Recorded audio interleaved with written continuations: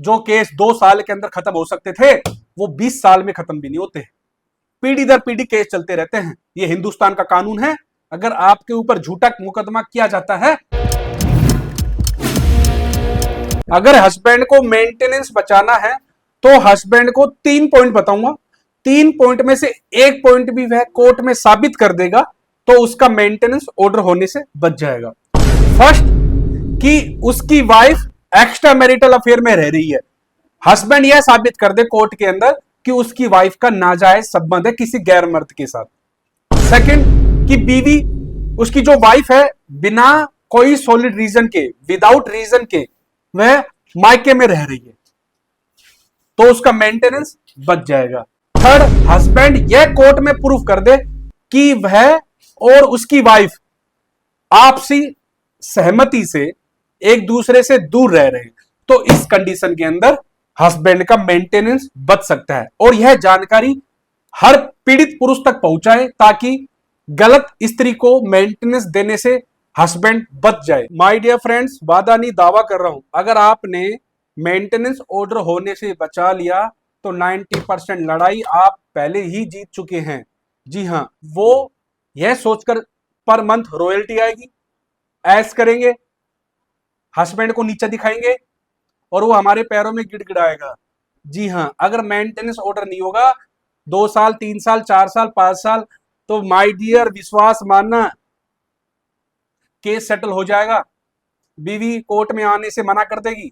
जी हां, आपको भैया तारीख पर तारीख, तारीख पर तारीख, तारीख पर तारीख चलानी है। और ये तो भैया आपके वकील साहब के हाथ में होता है। और ऐसे ऐसे केस भी देखे हैं जो केस 2 साल के अंदर खत्म हो सकते थे वो 20 साल में खत्म भी नहीं होते।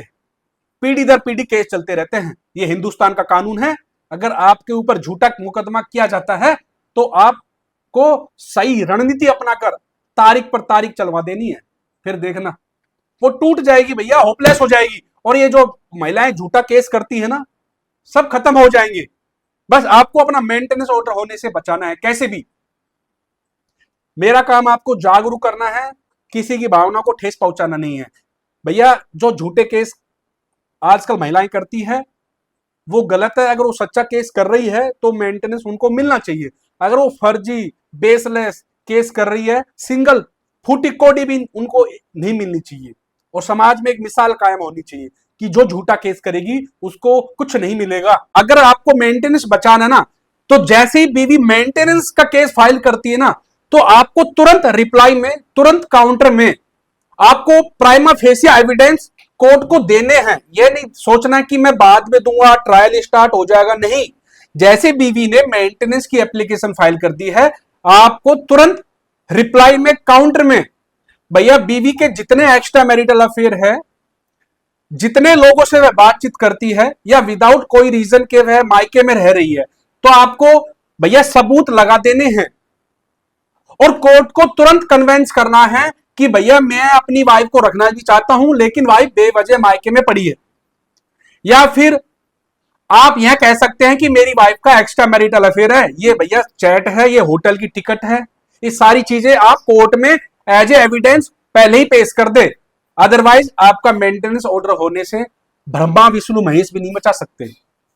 अगर वीडियो पसंद आई तो ज्यादा से ज्यादा लोगों तक शेयर करें ताकि और लोगों को भी जानकारी मिले।